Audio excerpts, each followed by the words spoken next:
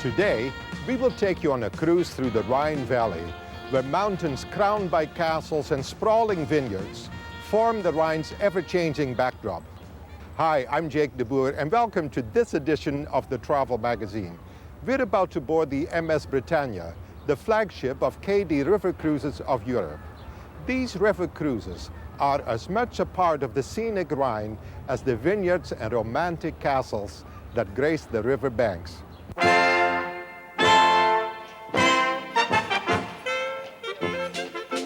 Our cruise starts in the picturesque city of Cologne, visiting cafes, shops, and historic landmarks. It is these landmarks, combined with the locals, that make this a vibrant and colorful city.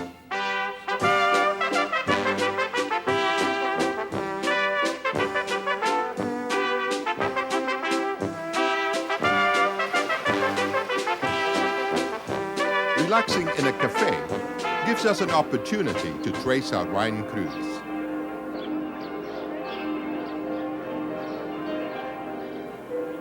The landmark of Cologne is the Old Cathedral, a masterpiece of Gothic architecture and one of the largest in all of Europe.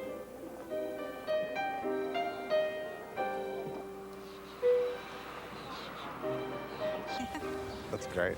After a full day of sightseeing, it was time to board the ship and start our Rhine cruise in the relaxed comfort of a floating hotel. Good afternoon. Good afternoon. Welcome on board the MS Britannia. Here's our ticket. Thank you. It's cabin 578. Thank you. I hope you have a pleasant stay here. Thank you.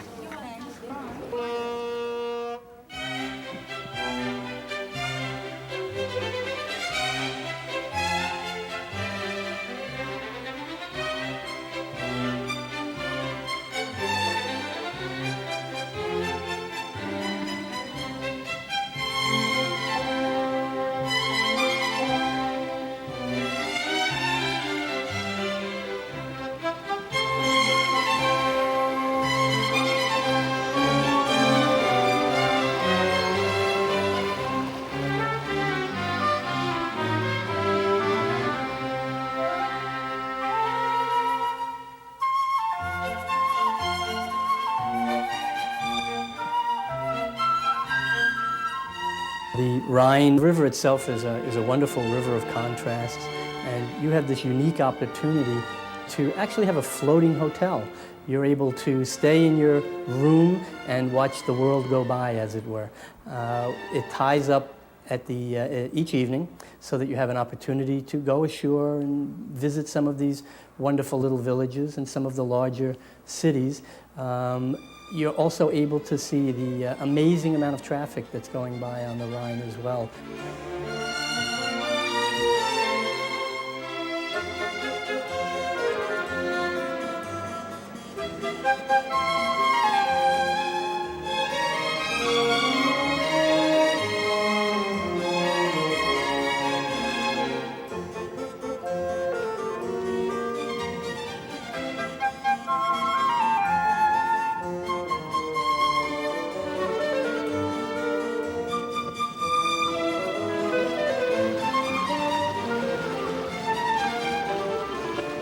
The ship's first stop is the town of Linz. Linz, of course, is one of those typical postcard-type villages where you have half-timbered houses, small, winding cobblestone-type streets. In every window, you see something a little bit different, whether it's the meat market that's being sold for the locals, or a souvenir shop for those who want to come in and visit. Typical type of thing that tourists love, and so similar to the types of villages that you're going to see along the Rhine.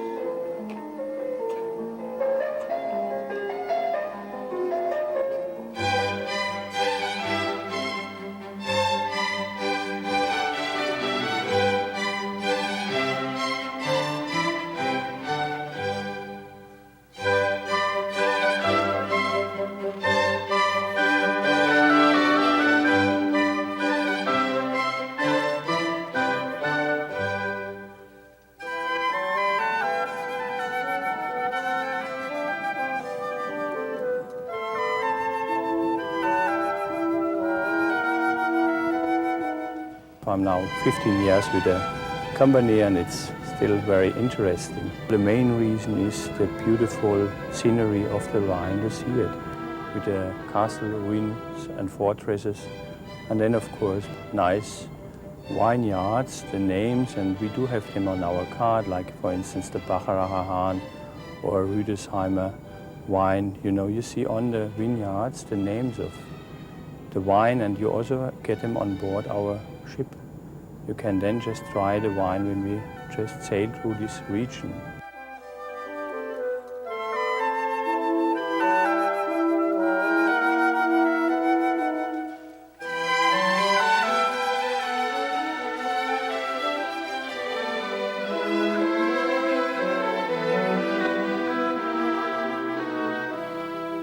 The Rhine castles and their legends, perched high atop the mountains, are very much in evidence. Well, some of the castles are really wonderful. You see people's eyes just getting so wide as they're passing the vineyards and the castles, and many of these castles have wonderful historic legends attached to them. The one that stands out the most probably is the one that's still the best preserved of all of them. That's Marksburg Castle.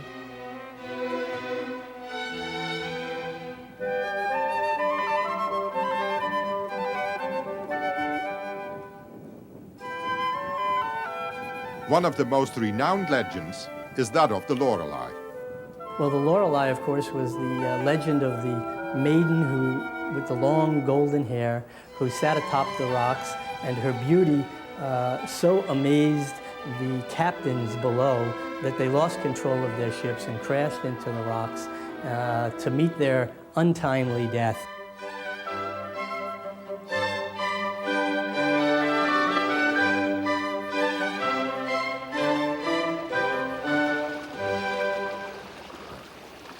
Our next stop is Rüdesheim. Rüdesheim is renowned, of course, for its wine. The vineyards are walking all the way down to the river, and the village itself is most interesting. It's one of the most popular tourist stops along the entire river, and the most important street within that village is something called the Drosselgasse. And this is a street where every pub and every Weinstube and every potential souvenir store is found up and down the length of it. But it's really quite a lot of fun. You have to jostle a little bit with the people coming in and out of all of these places because it is so popular. One of the nicest stops one can imagine on a Rhine River trip. Tasting the local wine and beer gives a true sense of German hospitality, and the locals say that the Drosselgasse is so narrow that after one glass of wine, one may find that the walls on the left and the right come in handy on their way home. We'll be back with more of our Rhine cruise right after this, so stay with us.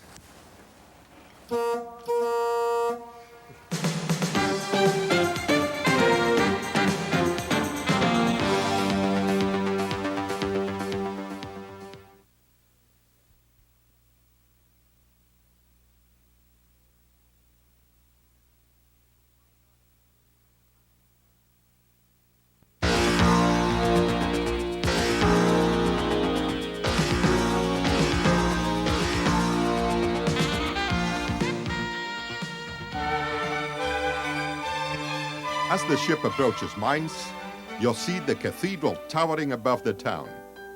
The cathedral, along with the world-famous Gutenberg Museum, will be the highlights of our stop. Mainz is a very old town, more than 2,000 years old. Mainz was destroyed during the World War for almost 85%, but luckily the bombs did not hit the old part of the town. And in the 70s, the great renovation started, and today the old part of the town is a pedestrian zone. There are wonderful houses from the 16th, 17th and 18th century.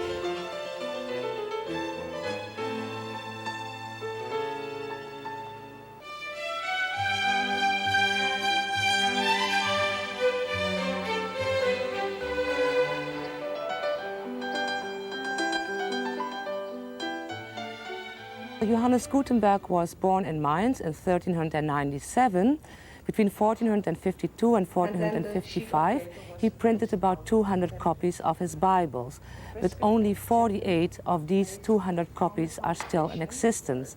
And our Gutenberg Museum here in Mainz has 1.5 Gutenberg Bible.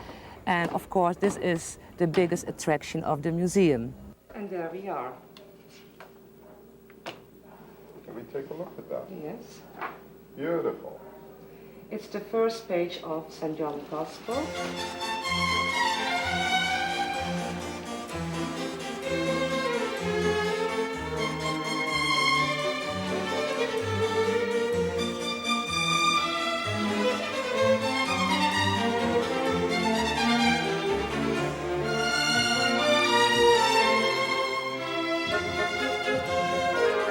KD currently is operating 6 cabin ships on the Rhine and Moselle rivers in Germany. They also have 2 ships which are operating on the Elbe, that's a brand new operation, as well as the Danube. They have 1 ship operating. They're very well known for the number of ships in their fleet, partly because they have another 20 ships which operate on the Middle Rhine and have for many years. That's the day ships that operate on the Rhine River. A variety of cruises are offered along the Mosel River. This year, the Europa and the Italia are actually operating on the Mosel, and KD offers what they call their Magic Triangle cruise, which begins on the Main, actually, in Frankfurt, operates through a little bit of the Middle Rhine, and then all the way down the Mosel, all the way to Kokum. We've only recently added another ship onto the Danube, which was one of the few missing links in the many rivers of Europe that KD sails on. And more people are being turned on to this idea of floating through Europe. It's a very comfortable way to see the world, to see Europe in particular.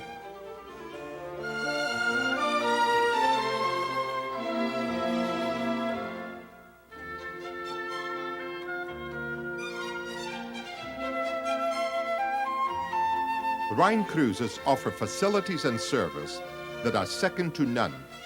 A typical ship will include a swimming pool on the top, as well as a sun deck for people to just have a leisurely afternoon out looking at castles or what have you. On the next level down, you have your forward lounge, spacious with large picture windows so that they don't miss anything if they're inside. And then a dining room. Their dining rooms are elegantly set, and the food is excellent.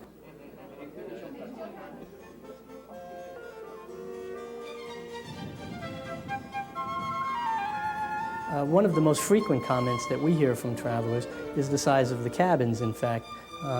These are laid out in such a fashion that they're very comfortable sitting rooms by day, but each night, of course, they're turned down for very comfortable sleeping accommodations. And most people come back and say, my, we're very surprised how large the cabins were. We expected them to be a good deal smaller.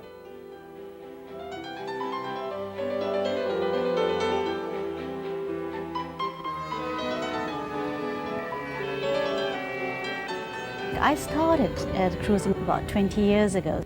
I go on the cruises and write about it, so that's mainly my main occupation. This is not my very first river cruise, but this is much more, I think, much better than my expectation. The whole thing is wonderful, and the service, and the scenery, and then good food, and nice attention, and crew members are wonderful, very kind, and yeah, what can I say more? It's really wonderful. We stopped the ship in Speyer, which is sitting on the Rhine itself, and we're only about a half-an-hour drive by coach to the city of Heidelberg. And Heidelberg is one of the most popular cities in all of Germany. The city is just beautiful. It sits on the Neckar River, and every cruise that is in this part of the Rhine includes a sightseeing tour to this just charming city. One of the largest castles in Germany sits overlooking Heidelberg. It's one of the biggest castles we have in Germany. It was destroyed 1693 by the troops of Louis XIV of France. It has never been rebuilt, and it never will, because it's been like this and known like this, and people have written poems about it, and it will stay like this. They will do repair work on it, but it will always remain as you see it now.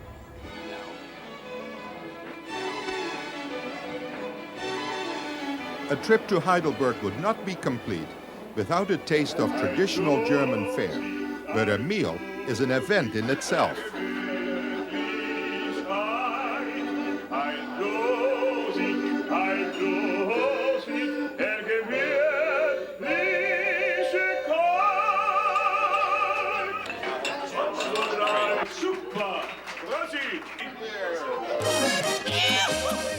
Back on board the ship, local dances provide a full night of entertainment.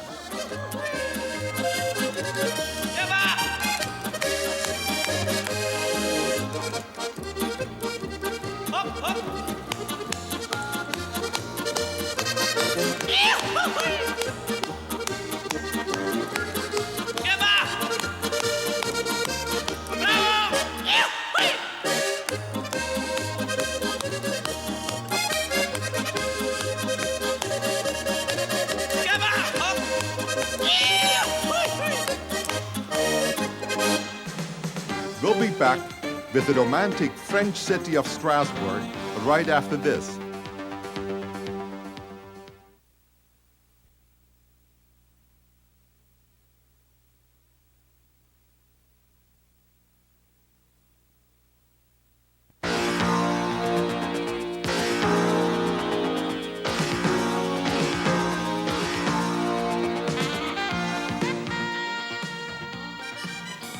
The flavor of France is captured in Strasbourg, where French cafes sit alongside traditional German pubs, making for a colorful cultural mix.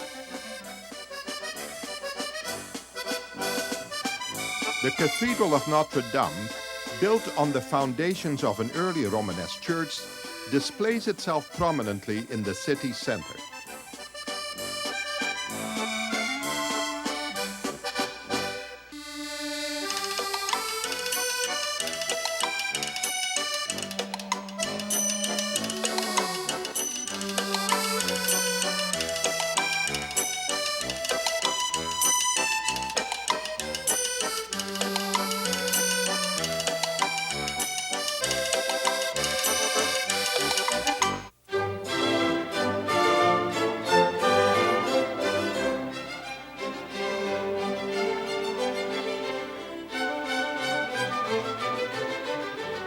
Well, this island is on the River Ill.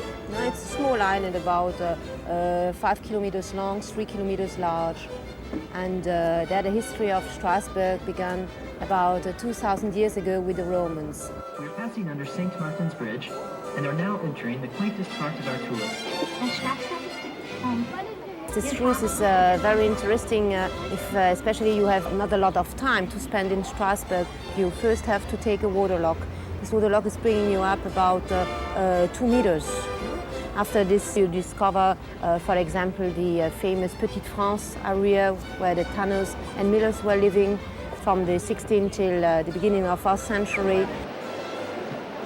You see especially the different fortifications of our city, the fortifications of the Middle Age, many towers, big walls, but also the fortifications of the 18th century, the French period of Louis XIV.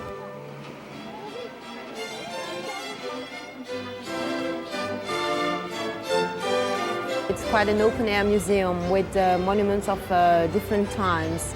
So you have from the Middle Age till the actual period, many monuments and many styles represented here.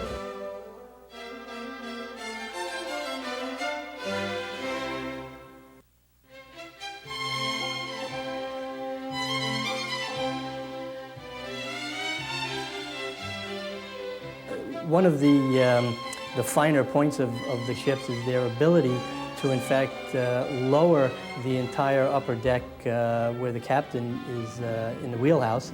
And this is necessary to enter many of the locks and a number of the bridges which must be sailed through. The most extensive of these lock systems exists south of Strasbourg as you are heading towards Basel on the final stretch of the upstream cruise.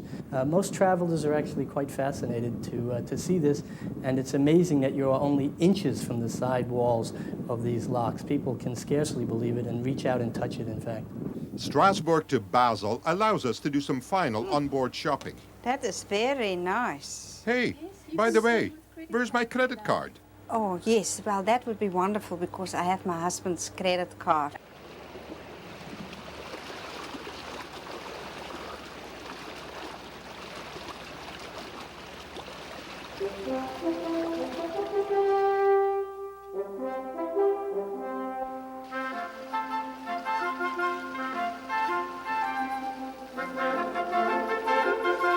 What better place to end our cruise than in the Swiss city of Basel, where the countries of France, Germany and Switzerland meet to form Three Countries Corner. I think Basel is, in a way, the cultural heart of this country. We are the second largest city in Switzerland, but Basel is a big city for the country, but it has its human dimensions, and that makes it so interesting. You can walk to all places which you want to see without any problem. You don't need even not our public transportation, which is perfect, but you can walk to all these places.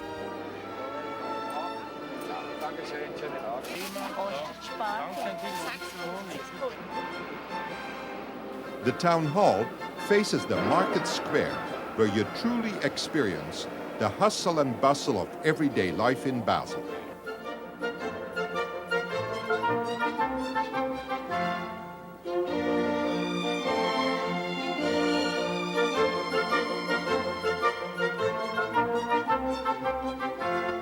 I thought it was absolutely wonderful. The crew couldn't have been nicer. They were the little talks they gave about the different stops was just wonderful. It was so much better and nicer than I thought it would be. The staff was wonderful. People make your vacation special, and it was both the crew and the people we met from all over Europe that made this a special trip for us. Well, that's the end of our cruise, and I hope you've enjoyed it as much as we have. From Basel, Switzerland, I'm Jake de Boer. Bye for now.